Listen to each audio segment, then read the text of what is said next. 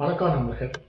எடப்பாடி பழனிசாமி அவர்களை காணவில்லை அப்படின்னு சொல்லிட்டு எதிர்கட்சியை சேர்ந்தவர்களும் மற்றும் சில பத்திரிகையாளர்களும் குறிப்பிட்டிருந்தாங்க. அதை பற்றி சுருக்கமாக பார்க்கலாம்.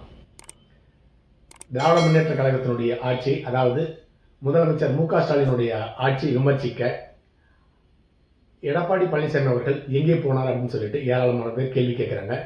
அண்ணா திராவிட முன்னேற்ற கழகத்தினுடைய ஆட்சியில் நடைபெற்றதை விட 100 மடங்கு மோசமான ஆட்சி நடைபெறுகிறது.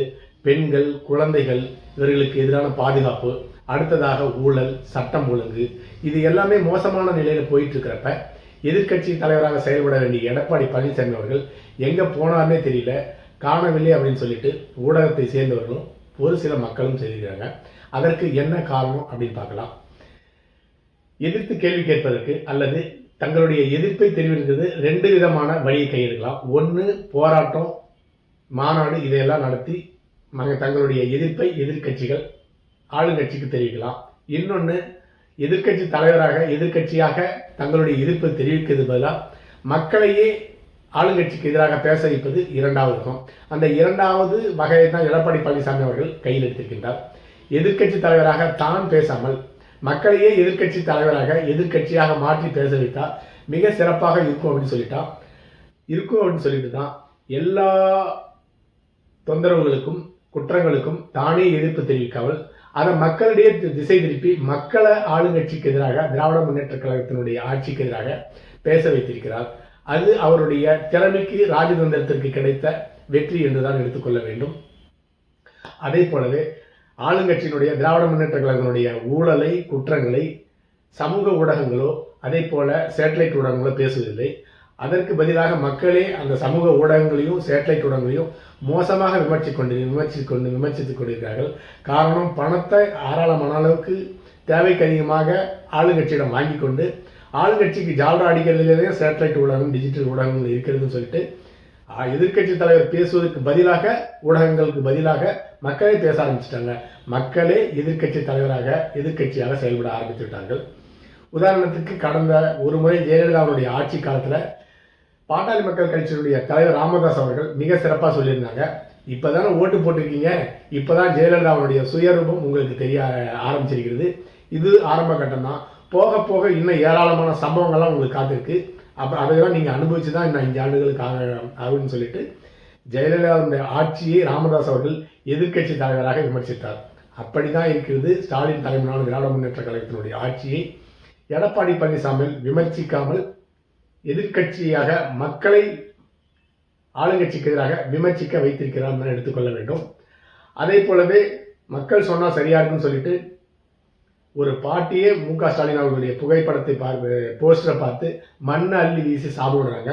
அது மக்களுடைய குரலாக தான் எடுத்துக்கொள்ள வேண்டும். எதிர்கட்சிகள் அப்படி செஞ்சிருந்தாங்கன்னா எதிர்கட்சிகள் ஆளுங்கட்சியின் மேலே இருக்க கோபத்தின் காரணமாக இப்படி செஞ்சிருக்காங்கன்னு சொல்லிட்டு பொய் பிரச்சாரம் சொல்லிட்டு திசை மாற்றுவதில் தான் ஆளுங்கட்சிகள் ஈடுபடுவார்கள். அதே போல நம்ம பேசுறதை விட மக்களை பேச விட்டால் அது மிக சரியா இருக்கும் அப்படிங்கிற ராஜதந்திரத்தில் எடப்பாடி பழனிசாமி அவர்கள் வெற்றி கண்டிருக்கிறார் அப்படின்னு தான் எடுத்துக்கொள்ள வேண்டும். எதிர்கட்சி, அதாவது எதிர்கட்சியாக இல்லாத, எதிர்கட்சியாக செயல்படாத ஒரு ஆட்சியின் கீழே லக்கியஸ்ட் சீஃப் மினிஸ்டராக முதலமைச்சர் மு.க.ஸ்டாலின் அவர்கள் இருந்து கொண்டிருக்கிறார் என்று சேட்டலைட் ஊடகங்களில் சில பத்திரிகையாளர்களும் டிஜிட்டல் ஊடகங்களில் ஏராளமான பத்திரிகையாளர் சொல்லிட்டு இருக்காங்க. அதாவது எதிர்கட்சியே இல்லாத ஒரு அதிர்ஷ்டமான முதலமைச்சர் மு.க.ஸ்டாலின் அவர்கள் அப்படின்னு சொல்லிட்டு இருக்காங்க. இது எதை குறிக்கிறதுன்னு கேட்டிங்கன்னா, இதுவும் ஒரு ராஜதந்திரம் தான். எதிரியை நம்ம கண்டுகொள்ளாம விட்டா அவனே ஆட்டமாக ஆடி அவனே போய் மாட்டிக்குவான் அப்படின்னு சொல்லுவாங்க. அதை போலத்தான் எதிர்கட்சி கண்டுகொள்ளாதனால மு.க.ஸ்டாலின் அவர்கள் ஆட்டமாக ஆடி தானே மாட்டிக்கொண்டு முடிச்சு கொண்டிருக்கிறார். இது எதில் போய் முடியுதுன்னு இன்னும் பொறுத்திருந்து தான் பார்க்க வேண்டும். அடுத்ததாக எதிர்கட்சியாக மக்களை எப்படி மாற்றிருக்கான்னு பார்க்கலாம். பெண்களுக்கு எதிராக, மாணவிகளுக்கு எதிராக, சிறுமிகளுக்கு எதிரான குற்றங்கள், பாலியல் குற்றங்கள் ஏராளமானதாக அண்ணா திராவிட முன்னேற்ற கழகத்தினுடைய ஆட்சியில் நடைபெற்றதை விட 100 மடங்கு அதிகமாக, 100 மடங்கு இல்லை அதற்கு மேலாவே நடந்து கொண்டிருக்கிறது. அதையெல்லாம் ஒரு சில மட்டுமே எதிர்கட்சி தலைவராக எடப்பாடி பழனிசாமி கேட்டுக்கொண்டிருக்கிறார். ஆனால் அதில் பாதிக்கப்பட்ட மக்களே ஸ்டாலினுக்கு எதிராக கேள்வி கேட்கிறார்கள். அதே போல கள்ளசாராயத்தில் 62 பேர் மரணமடைந்தாங்க. இன்னொரு கள்ளசாராயத்தில் 27 பேர் மரணமடைந்தாங்க. அந்த குடும்பத்தை சேர்ந்தவங்க மட்டும் இல்லாமல் அந்த மாவட்டத்தை சேர்ந்த மக்களுமே ஆளுங்கட்சிக்கு திராவிட முன்னேற்ற கழகத்துக்கு ஆட்சிக்கு எதிராக கேள்வி கேட்க ஆரம்பித்து விட்டார்கள். அதுவும் ஒரு வெற்றி என்று தான் எடுத்துக்கொள்ள வேண்டும். அடுத்ததாக இலவச பஸ். பெண்களுக்கெல்லாம் இலவச பஸ்ன்னு சொல்லிட்டு எல்லா பஸ்ஸும் நிறுத்திட்டாங்க. இப்போ பெண்கள் ஒரு இடத்துல இருந்து இன்னொரு இடத்துக்கு போகிறதுக்கு பஸ்ஸுக்கு காத்திருந்தா மணிக்கணக்கில் பஸ்ஸுகளை காத்துட்டு இருக்கோம். அப்படி நாங்கள் காத்திருக்க தேவையில்லை. நாங்கள் 5 ரூபா 10 ரூபா கொடுத்துட்றோம், ஆனால் எங்களுக்கு பழையபடி இலவசம் வேண்டாம், பஸ்ஸை மட்டும் விடுங்கன்னு மக்கள் ஸ்டாலின் ஆட்சியை பார்த்து கேட்க ஆரம்பித்திருக்கார்கள். அதே போல பெண்களுக்கு, அனைத்து பெண்களுக்கும் 1000 ரூபாய், எல்லா பெண்களுக்குமே 1000 ரூபாய் சொல்லிட்டு தகுதியுள்ள பெண்களுக்கு 1000 ரூபான்னு சொல்லியிருக்காங்க. அதன் காரணமாக கொதிச்செழுந்த இந்த இலவச 1000 ரூபாய் கிடைக்காத பெண்கள்லாம் எங்களுக்கும் பணம் கொடுங்க அப்படின்னு சொல்லிட்டு கேட்குறாங்க. அப்படி நீங்கள் பணம் தரலன்னா வருகின்ற தேர்தலில் உங்களுக்கு எதிராக ஓட்டு போடுவோன்னு சொல்லிட்டு ஆட்சியை மிரட்ட ஆரம்பிச்சிட்டாங்க. அடுத்ததில் பள்ளியில் சிறு குழந்தைகள், சிறுமிகள், குழந்தைகள் பாதிக்கப்படுறாங்க. அந்த குழந்தைகளுடைய பெற்றோர்கள் ஸ்டாலினுக்கு எதிராக பேச ஆரம்பித்து விட்டார்கள், ஆட்சிக்கு எதிராக பேச ஆரம்பித்து விட்டார்கள். அடுத்ததாக நாங்கள் ஆட்சிக்கு வந்தவுடனே உடனடியாக மதுரையில் எய்ம்ஸ் மருத்துவமனை கொண்டு வரப்படும் சொல்லிட்டு 4 வருஷம் ஆச்சு, இன்னும் மருத்துவமனைக்கு எய்ம்ஸ் மருத்துவமனை மதுரைக்கு வரல. அதனால் மதுரை சுற்றியுள்ள மக்கள் எல்லாம் ஸ்டாலின் ஆட்சிக்கு எதிராக கேள்வி கேட்க ஆரம்பித்து விட்டார்கள். அது மட்டும் போதான்னு மெத்து, கஞ்சா இது எல்லாமே போதை பழக்கம் எல்லாமே அதிகமாகிட்டது. அதனால் பாதிக்கப்பட்ட குடும்பம், அதை சுற்றியுள்ள மக்கள் எல்லாம் ஆளுங்கட்சிக்கு எதிராக கேள்வி கேட்க ஆரம்பித்து விட்டார்கள். மதுக்கடையெல்லாம் வந்த உடனே கையெழுத்து போட்டு மூடிடும்னு சொல்லிட்டு தான் ஆட்சிக்கு வந்தீங்க. 4 வருஷம் ஆச்சு, இன்னும் மதுக்கடை ஏன் மூடலன்னு சொல்லிட்டு பாதிக்கப்பட்ட பெண்கள் கேள்வி கேட்க ஆரம்பிச்சிட்டாங்க ஆளுங்கட்சி. அடுத்ததாக நாங்கள் ஆட்சிக்கு வந்தால் அரசு ஊழியர்களுக்கு பழைய ஓய்வூதிய திட்டத்தை கொண்டு வந்து சொன்னீங்க, அதனால் உங்களுக்கு ஓட்டு போட்டோம். 4 வருஷம் ஆகுது, எங்களுக்கு என்ன பழைய ஓய்வூதிய திட்டம் ஏன் தரலன்னு சொல்லி ஸ்டாலினை அரசு ஊழியர்கள் கேள்வி கேட்க ஆரம்பித்து விட்டார்கள். அதே போல் பஸ் ஊழியர்களுடைய பிடித்த பணத்தால் நாங்கள் ஆட்சிக்கு வந்தால் உடனே கொடுத்தோம்னு சொன்னாங்க. 4 வருஷம் ஆச்சு, இப்போ தான் அதுக்கு ஒரு குழு போட்டிருக்கிறாங்க. அந்த குழு விசாரித்து முடிக்க 6 மாதம் ஆகும். எலெக்ஷன் வரத்துக்கு 2026 சட்டசபை எலெக்ஷன் வரத்துக்கு 2 மாதம் இருக்கப்ப அவங்களுக்கு அந்த பழைய பென்ஷன் திட்டத்தையும் பிடித்த பணத்தையும் தரேன்னு சொல்லிட்டு 1 மாதம் தருவாங்க. அடுத்ததாக 26 ஆட்சிக்கு வர எதிர்கட்சி கண்டிப்பாக அதெல்லாம் நிறுத்தி வச்சிருவாங்க. ஏன்னா 5 வருஷமாக திராவிட முன்னேற்ற கழகமே தரல, நாங்கள் ஏங்க தருவோம் அப்படின்னு சொல்லிட்டு அவங்க நிறுத்தி வச்சிருவாங்க. அதே போல் அரசு ஊழியர்களும் பஸ் ஊழியர்களும் எடப்பாடி மு.க. ஸ்டாலின் அவர்கள் எதிர்கட்சியாக மிக சிறப்பாக செயல்பட்டார். ஆனால் ஆட்சிக்கு வந்த பின்னாடி எங்களுக்கு எதுவுமே செய்யலை.